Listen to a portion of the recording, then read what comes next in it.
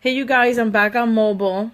I could not invite Katie from my laptop, so doing it here. This is Denise with Family Canine Training here in Orlando. Let's see if Katie will pop on and I can invite her on here. Requests. And there we go. Replay viewers, thanks for watching. You guys can fast forward. It's easy. If you're on live, hang in there with me while I invite Katie on here. We'll wait till she pops on. The topic today, I'll edit the description later on when I share the video. I'll edit it and I'll put the topics on there just so maybe if you're watching the replay, it's a lot easier. Hey, it's a lot easier for you to navigate it maybe. I'm not sure. Maybe I'll list it in the order that we went if I get good notes. Don't know how long it's going to be. Not sure Katie's time frame, but we'll wait till she pops on. Like I said, the topic today is nervous dogs. Ask us anything you want. Doesn't have to be just about nervous dogs, but that is the highlight. I'm adding you on now. And let's see if you come up on here. Hey. Hey. Finally, I had to, not to make it like a big thing, complaining thing, I had to get off the laptop because it didn't have the invite thingy like the phone. Oh. Well, And at least we know now. I know, right? And earlier I did it from the desktop. It wasn't from the laptop, but that one doesn't have a camera. So like situations. Huh. Hi, Tina. Yeah. Hi, Chris. Hi. I see Shane on here too. Wepa. Hi, Cody. That's my nephew. Kimberly. Hi. How you guys? Lots of people joining. Yeah. This is a hot topic, Katie. You and I have been hitting some points lately. So Katie and I were like, hello, why don't we include people in like our usual debates and rants and conversations, whatever it is you want to call them. We learn from each other, we help each other. And Katie, if you don't know that already, I tell you this all the time, you are badass, you are brilliant. I absolutely, love what you do. Katie is beggingforbalance.com, begging for balance and dog training and rehabilitation here on Facebook, and beggingforbalance.com. Follow her, look at her stuff. She has like the killer nail cutting videos. Like if you need all that stuff too, she's got it. She's getting a new puppy. I don't know if you guys know, she's getting a new puppy, and putting her on the spot. She's probably going to put puppy videos up. That would be a page to check out. So we're talking about nervous dogs today. We get a lot of questions about it. So what's like the main thing that people are like, your clients and mine are always asking us about their nervous dogs? Well, I guess sometimes they want to know if the dog is going to make a complete change. Like if they can come in for training and be completely fixed and be the most confident, off leash, bomb-proof dog. And, you and I both know that they can make progress, but a lot of times, you can't expect them to be the same dog as a super confident one. So even if no matter how much training and rehab stuff we do with them, they are always going to be that same nervous dog underneath a little bit. So that's one huge thing. They ask us that, and for me, lately, I've had a lot of nervous dogs here. So I remember one in particular that I shared with you. It takes a lot for me to share stuff like that, but she brought a couple of tears to my eyes. I felt, you feel bad. So you tend to, and even with owners, like post training, they tend to feel bad as well, as far as like giving them rules and giving them structure. They feel bad for the dog. So they're using, emotion there, right? Right. And anyway, carrying on like with the training part of it, you're there trying to figure out the dog and how you're going to proceed with that particular dog, which is kind of why I tell people they all progress differently. You take different approaches sometimes with them. You Right. take it slow or you take it fast, or and like you mentioned in one of your points that we were going to talk about today is created distance and building up tolerance, and you have really good things on that that you brought up when I was talking to you about Lady in particular, the Rottweiler that I had, about, you know, the creating distance and the different ways that I was approaching her and things that she was fearful of. So we were sharing that back and forth because I think it's very important to share that kind of thing and, you know, to help each other out. What do you think, or what are your like further points that you wanted to touch on about building tolerance and creating distance? I know a lot of distance, even when you're training indoors, is helpful. Okay. Yeah. So, anything, if you want to make the dog less fearful of something, usually you want to work at a distance at first. So if you have a dog that's afraid of garbage trucks, you're not going to bring them, most likely. I mean, there is flooding, which is like really throwing them into the mix. But Yeah. usually you want to work at a distance so the dog is comfortable, or at least only lightly stressed. And, work at that distance and get closer and closer. And, you can do things like obedience work, drills at a distance. So then the dog forgets that kind of background noise that they're afraid of is even there. So that's one thing. And where I was talking about building up the tolerance, a really simple, easy thing is, I know a lot of dogs at home have trouble with like the vacuum. They're afraid of it. Yeah. And a Yeah. lot of them will aggress at it because they're scared of it. So one simple thing that, owners can do is teach their dog place command and vacuum at a distance from the dog.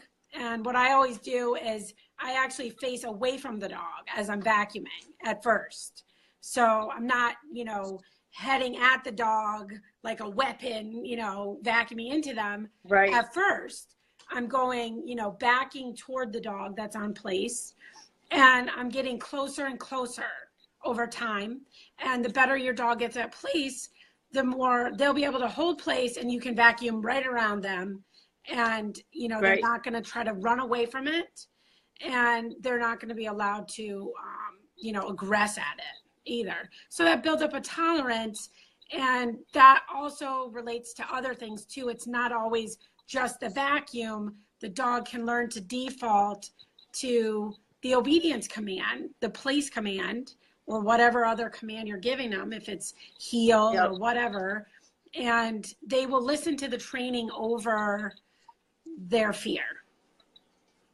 Right. So we're sticking that obedience to help us through the rehabilitation portion of it all. And it takes so much time with some of these dogs that it almost looks like the dog's not progressing, not doing better. And sometimes you know, even us, we'll take a step back and like, yeah, we can't walk today. We tried this that day just to see Yeah. where you were, or to see, you know, like what'll help. We're not walking today. We're doing Right. this today, and maybe build up to that. Yeah. So that would also, even if it's not directly, oh, the vacuum, oh, the I don't know, a shadow or Mm-hmm. whatever, Yeah. you're building up through other things, building up that trust, building up that confidence through the obedience in Right. order to apply it to the rehab. Because eventually we're gonna, oh, you need to face this vacuum, or you might need to face this shadow, even if it's from like across the street, not like Mm-hmm. right there, you know, not right there next to you. Shane says the follow through for dogs fearful of grates, sewer lids, and fire hydrants. Uh, Let me see if there's another piece to the question. I'm reading them as they come along if we get any. Yeah, I saw Tina So asked, what we tell the owners if they want, that super confident dog, but yet the dog yeah, in front of us is actually the fearful, shaking kind of, um, basically we have to be really honest with them, and we have to tell them who their dog is, because a lot of times Yep. people don't even know who their dog is underneath it all. They don't know, maybe a lot of times fearful dogs actually show as being reactive. So everybody that they see, or dogs that they see, they're barking, and it's really just because they're scared inside. So it's our Right. job as trainers to kind of uncover who their dog is and help them to figure that out and to have realistic expectations for the training. Absolutely. Um, we're going to get to the reactivity and aggression portion of it, because when these things are not either addressed or prevented, it doesn't always, but it can lead to reactions, which is like the leash aggression, the leash reactivity, what we call reactivity, what some people may not understand, because they have the dog on the leash and it's reacting to whatever the stressor is, whether it's a dog, a person, a car, it could be so many things. And the dog is reacting, the reactivity on that leash, and they almost look aggressive, like they're going to bite somebody's head off, kind Yeah. of thing. You've seen it. Some trainers on here have seen it. So that can, all that fearful stuff can lead into that. Yeah. And sometimes the dogs are not even showing for the, for a regular owner, they're not showing, or they don't know how to read the signs, but they're not really showing like bigger ones. And then all of a suddenly they're like, oh, it happened all of a sudden, but it's been brewing. Yeah. It's brewing and brewing Yeah. and brewing, Definitely. and then they keep they're continuing to be exposed to the stressor.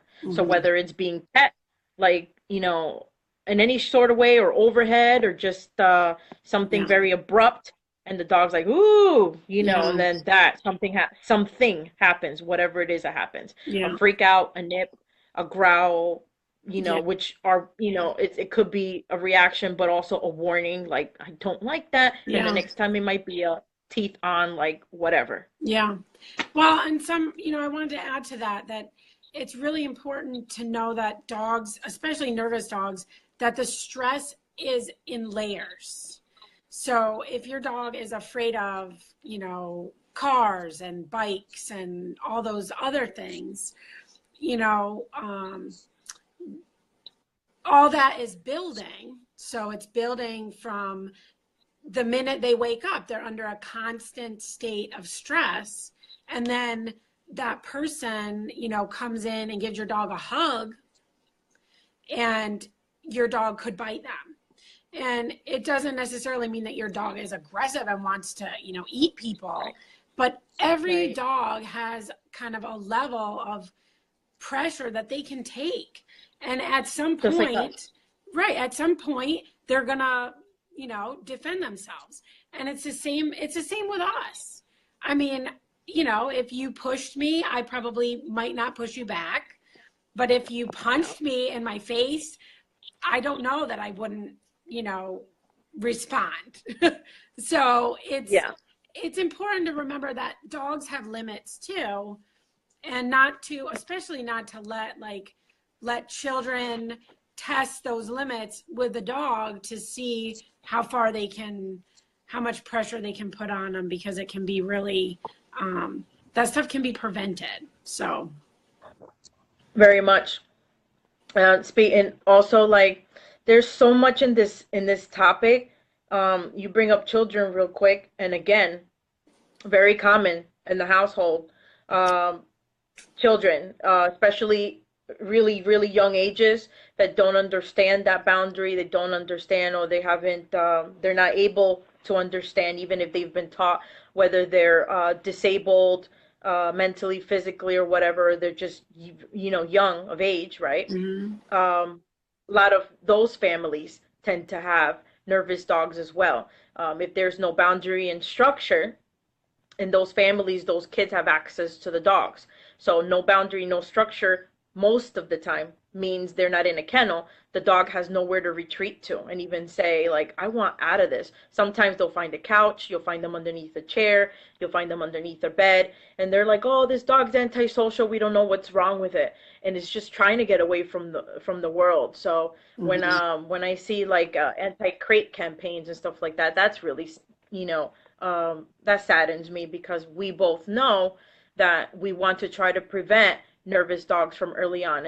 And our job is to kind of help people prevent them, just prevent them moving forward and from the beginning, whether you've adopted the dog or you raised a dog. Because sometimes they adopted them and they do get them nervous, but we don't help the situation. Mm-hmm. So, I see that we see all kinds of things, but with kids, it's fairly common to have extremely nervous or somewhat of a nervous dog if there are no boundaries and no rules, both for the child and for the dog. There has to be a little bit of management there. And even if the dog's not going to be prone to it for whatever reason, breed or good temp, it doesn't matter. You want to try to prevent that stuff. Yeah. And in my opinion, I think preventing it, like my mom says, preventing is better than curing. So when you are proactive in that way, I think it helps everybody. A lot of people are not in agreement, and they believe that the dogs should be free all the time, even though they're confined to the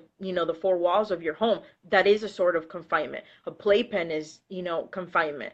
But they don't believe that there should be any boundaries or anything like that. Maybe they've had other dogs, have never had any issues, and going forward, they want to compare or do the same with these dogs. And just like us with humans, we don't rate, all of our kids are not the same. I was the bad one of the family, right? So I don't believe that.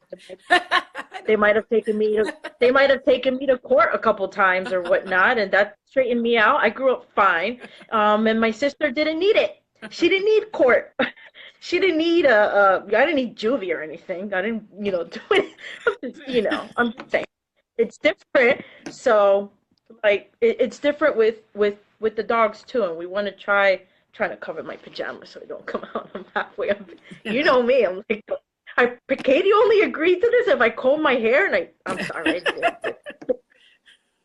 Somebody had a question, and I think I missed it, and I forgot. Because we got into it. You were bad? Yes, I was. No juvie or anything, no, but just saying. It's different. It's different for each of them. How do we prevent it from early on? Boundaries, boundaries, rules, through obedience. What about the dog? If the dog doesn't have any obedience, how do we apply it? How do we apply it somewhat in there? Maybe no free roaming, a crate, right? Yeah. The, foundation, basically, we call it foundation work. I don't know if you call it that at your place. But basically, it's like structured walking. So the dog is not just, when they're on their walk, they're not pulling you along, basically. They're walking at your side. You're giving them permission to have a few minutes to sniff and go to the bathroom, and then it's right back to the walk. And they're not allowed to be, barking and peeing on everything when they're walking. It's structure. And they wait at the threshold before you go for the walk. These are just like basic rules for dogs that can help any dog, but especially nervous dogs too. It makes them feel comfortable, I think. Structured walking, place command, waiting for food, waiting to go in and out of the crate. They don't just run in there on their own. That's a big thing with nervous dogs, like to run into the crate to hide. And they really should be waiting for permission. They shouldn't just be, running and escaping, because, that just lets them practice that flight type behavior. So the basic foundation seems to help the dogs. It gives everybody a little structure. And where you were talking about kids, what I tell people with children is that when the dog is on place or in the crate, that's like the safe zone.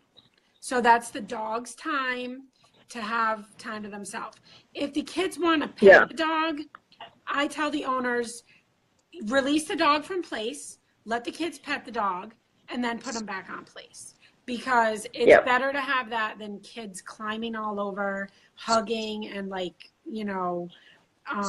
pressuring the dog. Because they do feel...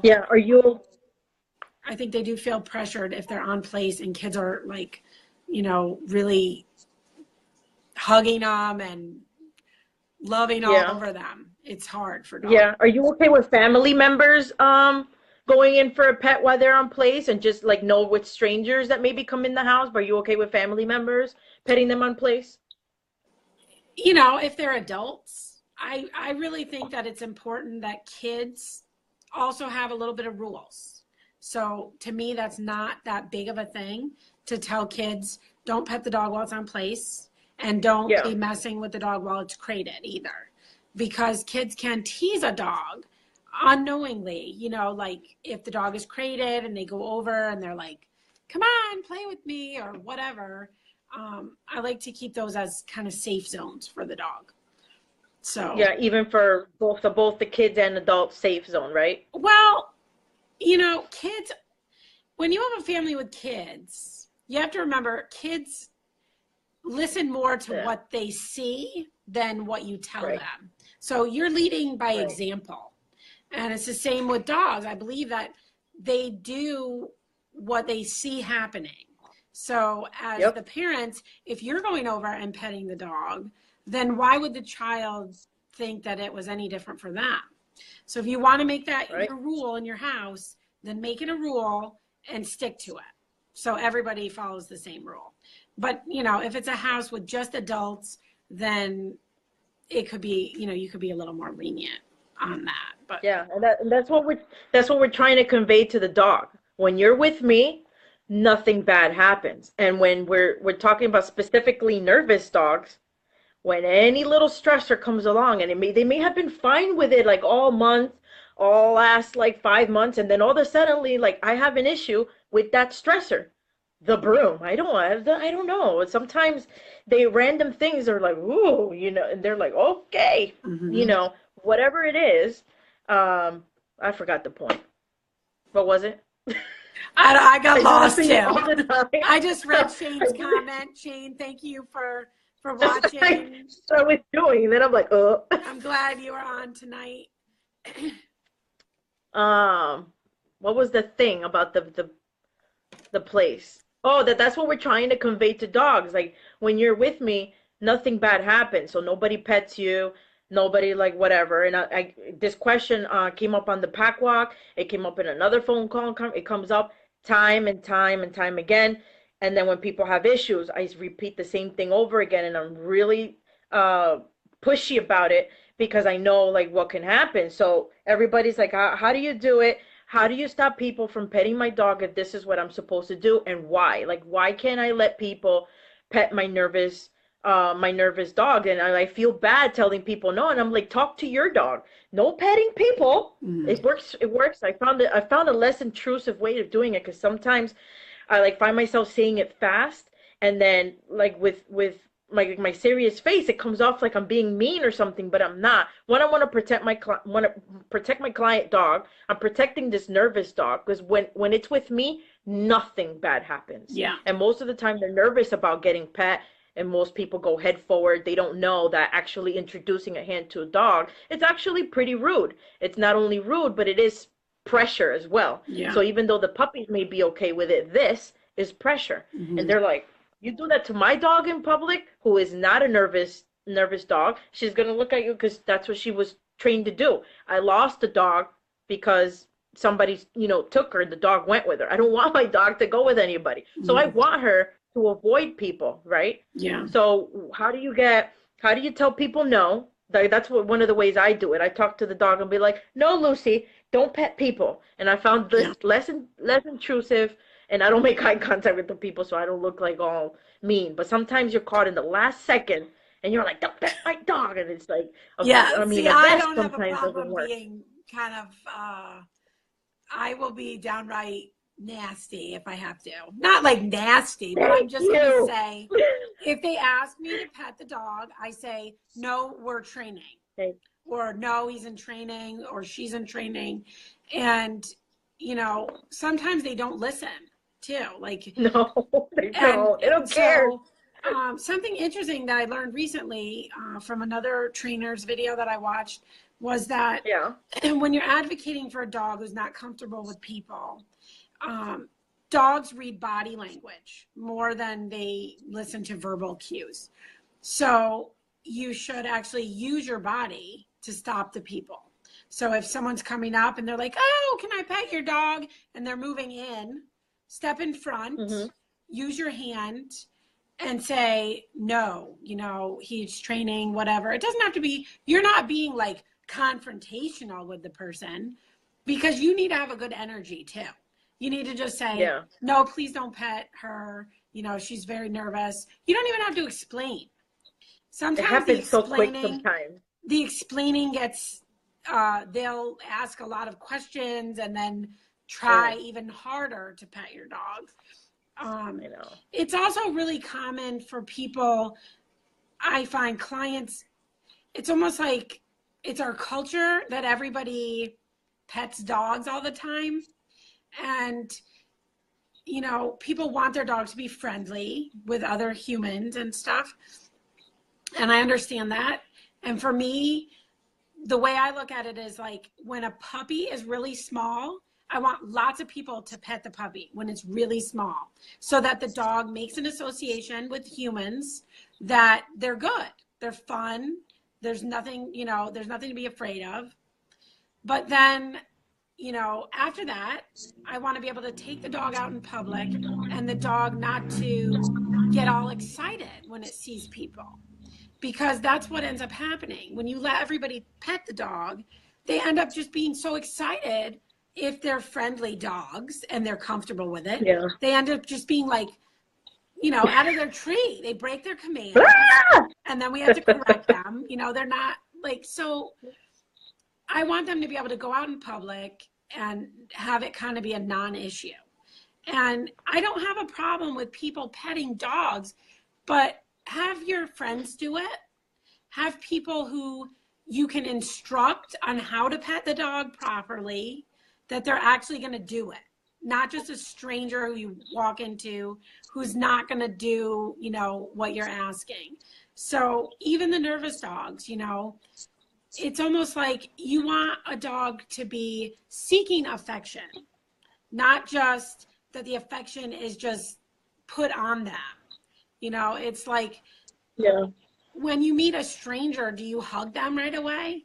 Most of the time, not really. So I kind of feel the same about dogs, and that, they probably don't want to be handled by every person they see out in public, every stranger. So Yeah. Even if they move forward, sometimes I've seen a lot of dogs go in and out of zones.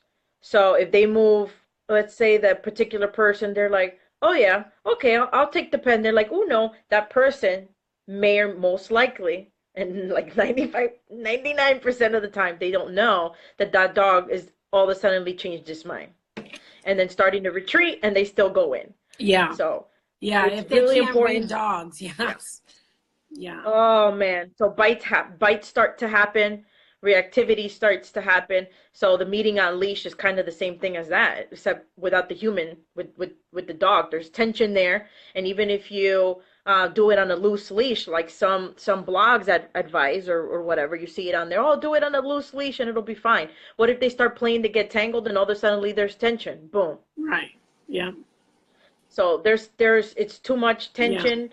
There hasn't been like a proper introduction. So now we're heading into like the dog realm, not, but it applies to both dogs and humans. Like it's like not even going on a date and starting to kiss first.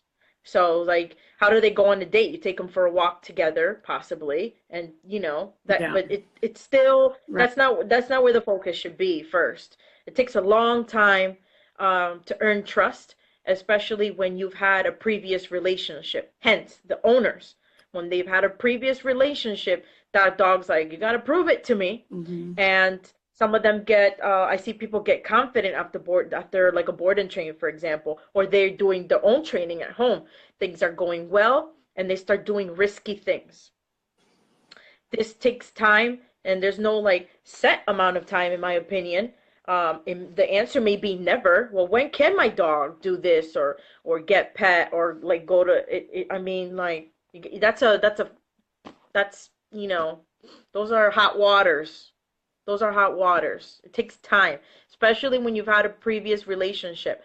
I tell people all the time the board and train process goes a little bit different, I mean, Yeah. at first they're scared. We're new place, new everything. Dogs freak out. All of a sudden, they're good. I'm kind of hungry. Then I'm like, nah, I've had enough. I Yeah. think I can survive with this. I'm done with you. Yeah. Bye. You Yeah. get put away. I won't work with you until you're ready. Well, Like, that's another so with important point them, is that the nervous dogs take longer. The training of nervous dogs takes longer than most other dogs. yeah, I think totally. all So trainers would different. agree with that, that it just takes longer. Thank you. It's each one of them is a puzzle. Each one of them is different. Each one of them, teaches you something about yourself, and like the magic happens at home too. So if the clients really follow the plan, when you see that dog again, they shine. They Yeah. shine so Yeah. good. They shine. Like the last pack walk. Well, not the last one. The one before. I don't know. I can't. The one where one of my dogs was there. That owner. I can't take the credit for that. Like I know how the dog went home, and boy, she's been doing the work. That dog didn't have any like freakouts of anything. She leaded the whole pack walk with all that pressure in the back, pressure in the front, pressure on the sides, and the dog's like, "Meow," Mhm. like nothing ever happened. This is a dog that you would put in brand new furniture inside the house and she would lose it. This is a dog that made me cry on one of the walks because I'm like, oh gosh, she's gonna back out of one of my collars. She is losing it because of whatever it is that she saw. I don't know what she saw. It was at night, and that tends to be sketch sometimes. We Yeah. talked about that, and then like, okay, I'm gonna walk her during the day, Yeah. and like we'll leave the night stuff like short and sweet. I went back, make sure I put, an extra collar, an extra leash. I mean, put something different so she doesn't feel like she's in attack mode. Try this, try that, Yeah. and you try all these things, and look, she went to a brand new house. They moved to a brand new house, and like is totally doing good. So Yeah. if the owners are just people training their own dogs, if they move forward and they take it slow and keep it consistent, even if they're doing well, keep it, like keep doing it, keep doing Yeah. it, keep layering. They're actually layering a relationship. Yeah. They're remending that. They have no idea like how much that matters. So like the Malinois with the reactivity, she literally hands me the leash, he heals. I hand the leash back, he pushes forward. No, it's relationship stuff. Hmm.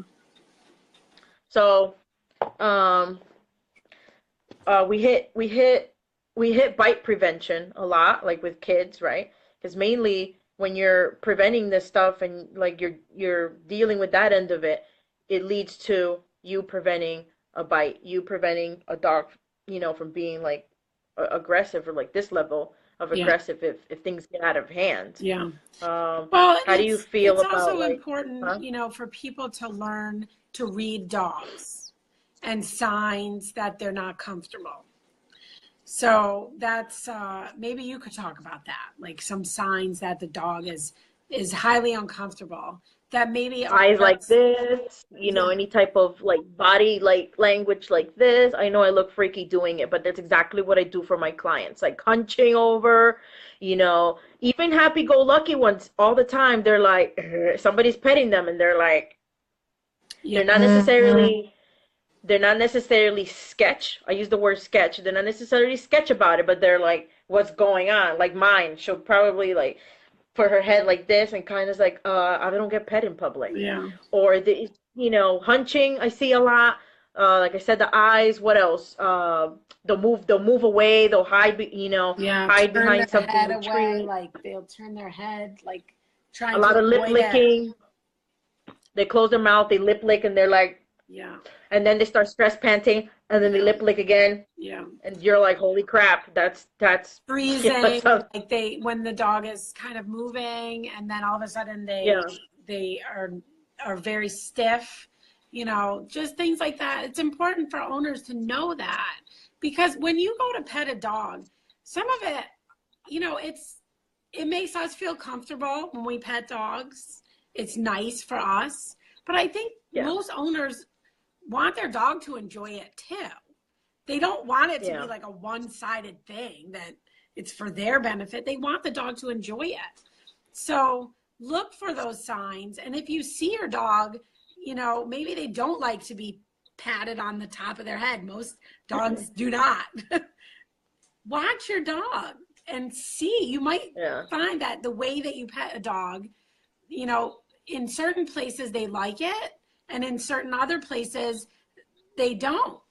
So Absolutely. so be aware of your dog. Really start watching them and watching for signs of, you know, whether they like you petting them or not. Yeah. And then accepting them. So if, like you say, you know, sometimes you just can't change them. So they are who they are. They can improve. Some of them will like eradicate a whole bunch of stuff, right? But accepting them who they are, sometimes you just can't change them. It's gone either for too long, but I've seen young ones who you know, outbeat the older ones Mm-hmm.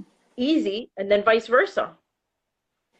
It just all depends. So sometimes they will be forever nervous or forever sketch about something, whether it's a breed thing like a shepherd or something, or you know, or just because that's who they are, right? Yeah.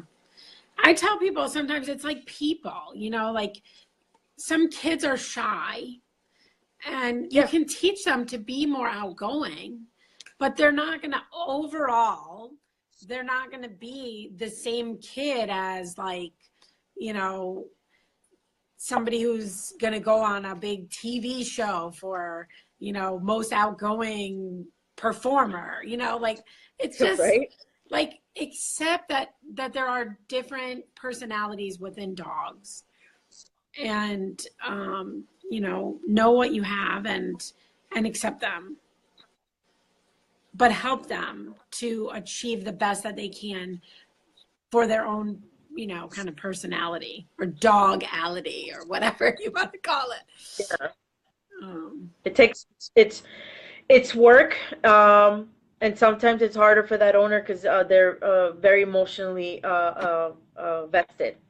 It's their emotion, sometimes their story. Like if they adopted them and the dog has a story, and then they're like, "Oh, I feel bad." They don't move the dog forward. Oh, if I no, we'll just forget, and then it ends up spiraling, just like what we do to ourselves and the inside right. also, and Yeah. our relationships and on the inside, and it spirals and it spirals and it spirals and downhill it like goes Yeah. big time and quickly. Um, you know, That for like if story. Go ahead. I'm huh? sorry. I didn't mean to interrupt you. Oh, that's okay. This thing lags. No, keep talking. Um, oh, you know I'm forgetful. So like in 2 seconds I forgot Now I interrupted when you forgot what you were going to say. that's all right. It No, happened. no, I'm We do that all forgetting the time. what I was going to It say. wouldn't be real because like we do that all the time. And you're like, "Shut up, Denise. Can I get a word in?" I'm like, "Okay." It wouldn't be like what we do. That's what we're supposed. That's what the whole purpose of Right. this is for, so they can Right. really see. Yes.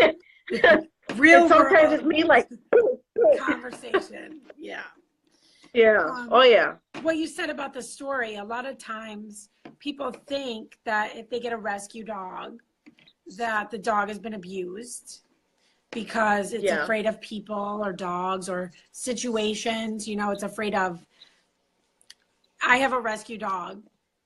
Not that it matters anymore, but when I got her, she was afraid of plastic bag flying across the road, like just, you know, in the wind, Oh, I flying didn't know. across the Who? road. Which dog? I didn't know that. Lana, Which dog? Lana. Oh, really? Oh, she has a lot of sketchy, you know.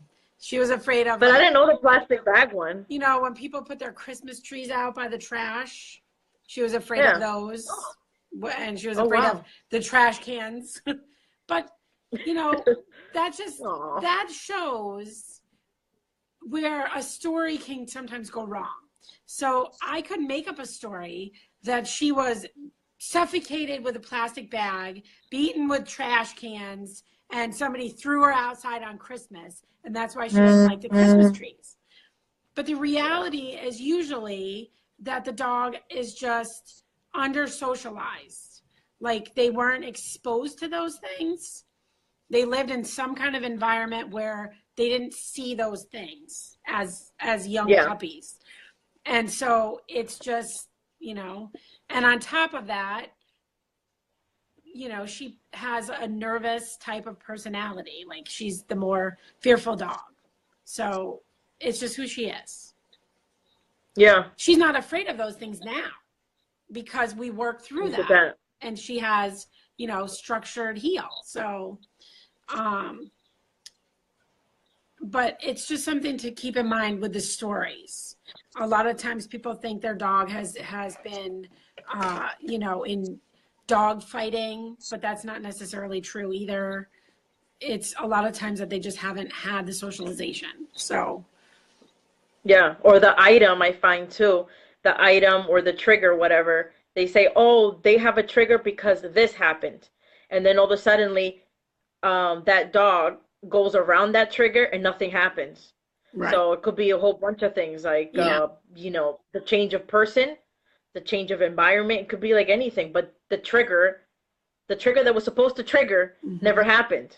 Yeah.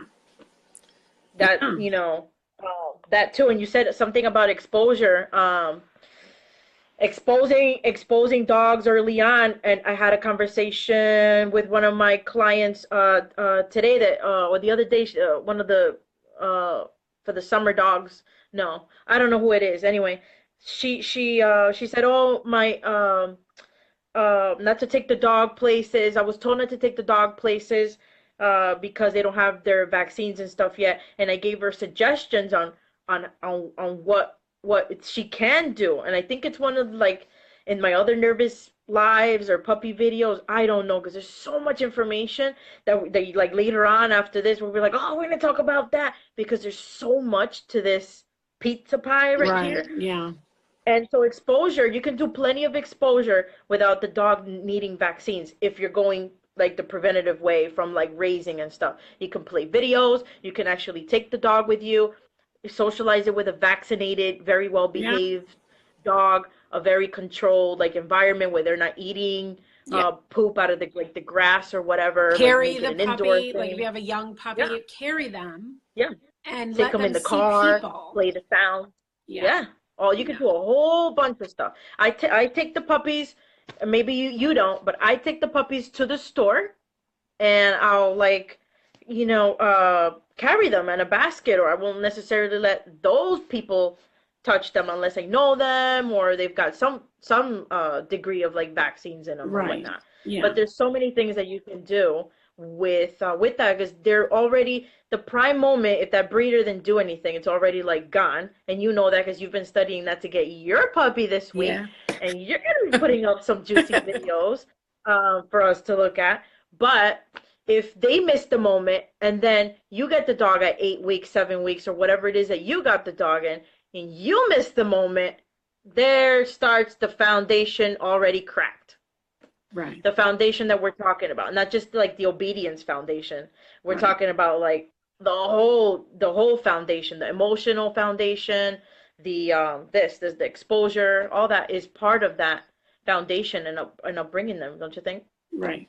Yeah. And you have plans for your puppy too, so I know you've got a list. It's not that critical socialization period. It's not that's the only socialization that counts. It obviously counts that too, but that's very important. And so if you're getting a young puppy, you want to make sure that you expose them to different things, sights, sounds, people, healthy vaccinated dogs in a controlled environment, not taking them to a dog park, common sense things, because behavior also matters.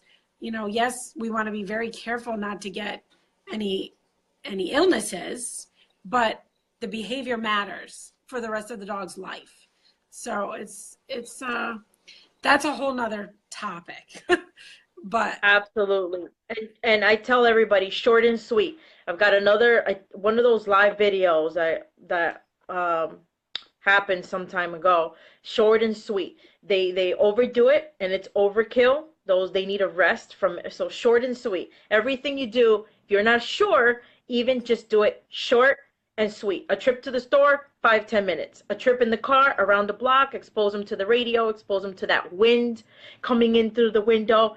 Back home you go, reward the dog, or reward the dog in the whatever, however it is that you want to do it. short and sweet, and it's super duper, makes it fun, less Mhm. stressful for you, less stressful for the puppy. So I'm excited to see. Oh, somebody asked you what kind of puppy. Did you Oh, reveal all that already, or it's a what? German short-haired pointer lab mix that we'll be getting. So, Tell me how it's going. Tell me how it's going. I can't wait. I love puppies. I love the puppies. Good luck with the puppy, Katie, says Kelly. All the plans go out the window sometimes, and they throw you for a loop, but it's fun. yep, Yep. yeah, yeah. I We always get haven't the had a criers. puppy in 11 years. 11 years ago, we had two puppies at the same time, not litter Yeah. mates, but we got two puppies. We got our bulldog and our little toy fox terrier at the same day, actually, and we raised them together. So it's been You're talking about 11 Meaty, years. right? Meaty, yep. You're talking about Meaty? Yeah, Meaty and Mac. So Yeah. so this will be a new adventure. I know a lot more about dogs and dog training now than I did then. Yeah. So we'll see how it goes. Do you I do more of like the exposing stuff and just living versus like commands and stuff. I'll do it for, just to make them work for food and stuff, but I don't like I've never done like commands, just Yeah, fun being frolicking, a lot of like the leash dragging stuff, the crate stuff, yeah. yeah, And yeah. that's it Last until time they're we like, had puppies, I didn't do all the obedience stuff. yeah. Definitely, that wasn't on my radar then. They learn Um, it by being every day. It's yeah, kind of like just a lifestyle thing yeah, that you integrate, and they learn it, yeah, they learn it like that. Once you want to do like full-fledged yeah, obedience, you can stick that later on. But that stuff that you mentioned is so important. It's definitely. so important to just get cracking on that. Yeah. Couple times a week. Housebreaking, Yeah. housebreaking Yeah, from with day that with one. yeah. Oh yeah. With that alone, you're gonna get exposure. The door sliding, the sounds. Yeah, Like it's right there. It's right there. They they have to start it. It has to be done. yeah. So fun. Can't wait for pics, says Paige. Me neither. I get first dibs. I was trying to convince her to do like a either video, but breeder restrictions or whatever. Give us something. Give us something. I I'll try to get mean, you a you're gonna do picture videos or after, something. but yeah, it'll Maybe be a nice video. to it'll be nice to see how you pick the dog, or like I'll tell you all about just it. yeah. So yeah, I think we hit everything that we Yeah. wanted to. Does anybody have any No, we more didn't get. any questions from I anyone? don't see any. I was looking at this thing, but I'm having to squint. I think when I go in May, I'm not gonna get good news. Let's see. Answer is nope. I don't know what was that, Chris. I missed that one. Like this thing is delayed with the two devices. Is delayed, but I didn't see any more questions except for Tina, and I think we got it. Does How do you anybody have respond a to clients like comment that? about it? Any comments about nervous dogs or anything that they would add? Well, Tina just said, how do you respond to clients like that? But I think we answered it, right? Yeah. Education, education, Yeah, you have to education, and more set the education. expectations and really talk to them about, first of all, what do Yeah, they want with, the yeah. training for their dog, and then also just let them German know, Shepherd, you know, German short hair pointer. Working lines? I don't think yeah, so. no, I forget. I don't know. I don't think so. Kelly was Um, asking something. so But yeah, um, big time management, and those dogs need even more structure than anybody else, because giving them that something to do, that's something that they already know to focus on through that obedience in the home environment, and not feeling bad, not letting that get to your heart, because that is, even for that is so hard sometimes. It's like, no, we've like, you're yeah, okay, I know you don't like this, but we kind of have, like, we have to try, we have to get you, move you forward. It's hard. Imagine if it's hard for us. I could just imagine the owner. I can just and imagine your heart's all in it. it's our human instinct to want to be comforting to a nervous dog, because that's what we would do You have a for question. like our babies or children. It is not a Boomer. direct sibling, no, but it's the same breeder. So yes, I loved Hi, Boomer Heather. and Buddy, and that's why we're getting a German short-haired lab mix. So That's going to be so much fun. Yes, lots of confidence building. confidence Lots building. of confidence building. Yeah. Man, I wrote a lot of things down because I wanted to go back in the replay and edit it just to kind of like, I don't know how I'm going to do that, but wanted to put the points that we hit both for reference, because I think when you search certain things, the live will come up, and later on when you reference it to somebody, it's easier. So like, for example, the other live with I wouldn't know where it is unless I would have put like keywords or something like that. Hmm. Like if it was about puppy exposure or whatever, and I would have written something like that in the description. I think you could go in the search bar and actually look for it, just like you do in any group. I Mm-hmm. think you'd be able to find it on the page. So if somebody goes on your page and they're like, live nervous dog, one of these will pop up. Like if you do multiple or whatever, Huh. then, I wanted to write a whole bunch of thingies on it. So it's easier for me to find if I wanted to send it to somebody, or somebody wanted to look for it and I wanted to reference back, or I don't know, whatever.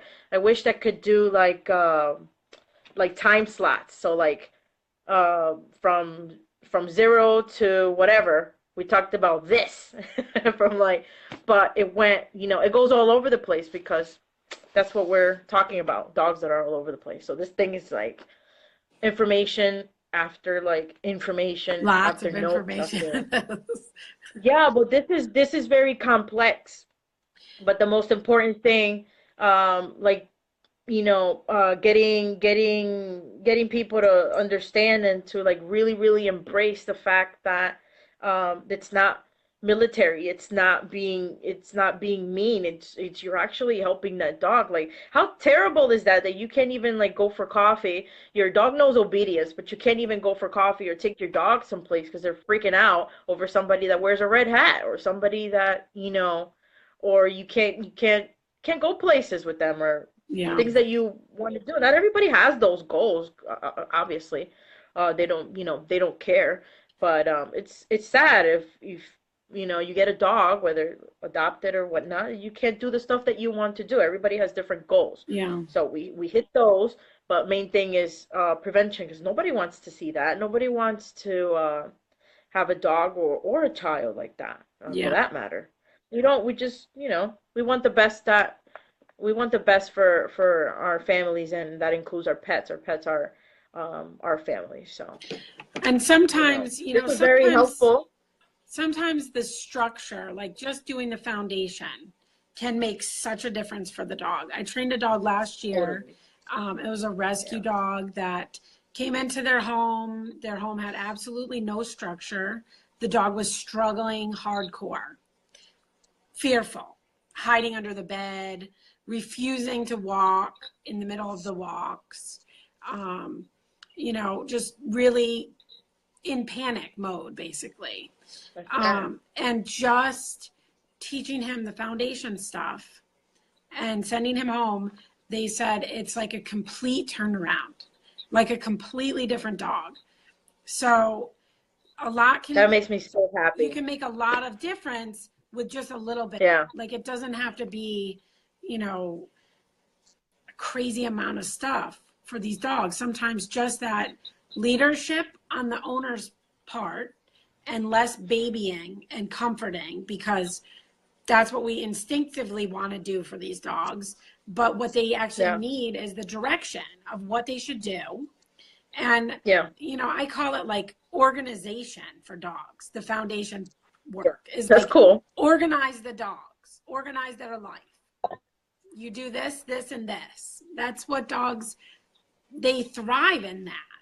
So Totally. those fearful, nervous ones thrive even more because they're just so, they're in chaos and they're so afraid that just that little bit of direction makes them feel relaxed. So Totally. How do you, this question, like, how do you get a nervous dog, fearful dog, and it did so much better, and like you're using a shock collar. I'm like, goes to show, it's not about the tool. Like you can tell me you're like ABC plumber, and you've got like ABC snake, and that doesn't mean you're gonna like, unclog my thing, which I'm using because I actually have a problem. But anyway, it's it's just like it's the whole program. So when the it's probably the when dog they hair. do, It's probably all the dog hair in the drains. yeah, this is in my bathroom. Um, yeah, we're not gonna get into that. I shed, but anyway, they they they even if they're applying their own program at home and they're trying to get this done. Thanks for coming in, Paige. It's a lot of stuff we're like debating in here. And when they're doing this stuff at home, they see a change. They see a change. It's not about the tools. It's about how you like proceed with that dog in whatever program it is that you're doing. Because even if they're like, well, I can't do any longer, but like you get what you get in this amount of time. Truly and honestly, they should just live with them, work with them, and see what you get. And like if you're doing good, don't like push them, but don't push certain things on them, like what we Yeah. talked about earlier. Mm-hmm. It's it's the real deal. When you see them thrive, like you said, when at first you're like, how am I going to do this? And then it just starts happening because the progress sometimes is so slow, and then I see people getting frustrated. There's not a lot of dog trainers on this page or anything, but clients, like I see people getting frustrated or people who are trying to do it on their own, they're getting totally frustrated. Even when they see videos, it's like, I don't see any progress. They like believe in their mind that their dog is never going to move forward. Some because expectations are put in there. Like your dog may not move forward like the sister dog or the brother dog or like the dog you saw 3 weeks ago. That this is your dog, ABC, right? Mm-hmm. And it's not gonna move like DEF. Does that come? Maybe that makes sense. But they're already have that worry and that past stuff still lingering there, and they're like, oh, the progress is this, is that, but they don't keep moving forward. They quit. Yeah. That's what happens a lot. So, change. Change happens, and it happens with with the program, not because of the tool. The tool is just the communication that we're using the whole time, and it's so much they don't understand the distance the non-invasiveness of like some of the tools that we use, even just a long line or a long slip. You notice when you put them on a nervous dog, sometimes they will poop and pee everywhere if you take them to a new place. But sometimes, like in the property, just by you giving them space, not even facing them on a really long line, they're like, oh, okay, she's way over there. I think I'm gonna go to the bathroom. Yeah. Just I find them going to the bathroom much quicker when I create that space, even when like they're off leash or something like that. They're a little bit more, more reliable in the sense of, and the yard, the closed in, safe, safety of the property. It's space and we create that with tools, even with the remote. Sometimes when we go on remote collar, we talk about this all the time. It's like you're not using any kind of physical pressure at all. Like your body is not close, your hands are nowhere close to them, and it's so much more clear. Oh, okay, that's that boundary, the place cut boundary. But they feel so much better with you just being over there. Mm-hmm. Not because they don't trust you. Well, they don't trust anyone, or they're uncomfortable with certain things, and those tools help create some distance with some clarity. And it's so cool that we get to use something like that, and it actually moves these kind of dogs forward instead of making them worse. Because like everybody was like, oh, using a shock collar, blah blah blah, making dogs worse. Then why is it not showing like that in the results that that you've done, that I've done, that multiple people do. It's the whole thing. It's the whole shebang. Yeah. Did you have a good time? Thanks for Yes, this was fun. Glad we did it. It didn't take pulling your arm, which is pretty cool. No, it was good. You had a good time? I'm not the biggest fan of live videos, but this is Who good. is? I don't like doing it by myself. It's much better with someone else. Like, it just seems Isn't it? more natural. So Right. Sometimes I get people asking questions, and sometimes I'm just looking at myself, and I don't like myself that much, enough to talk to myself all day. yeah. So, but this was totally doable because one, it's something that once in a while we do as it is, and this time we just get other people to join in, and maybe that helps somebody. If it helps one person, that's like totally great. Interview It was different totally cool. trainers and chat about topics. It's a good idea. Yeah. This was totally cool. Hopefully everybody enjoys it. You guys on the replay enjoy it too. That's Kate.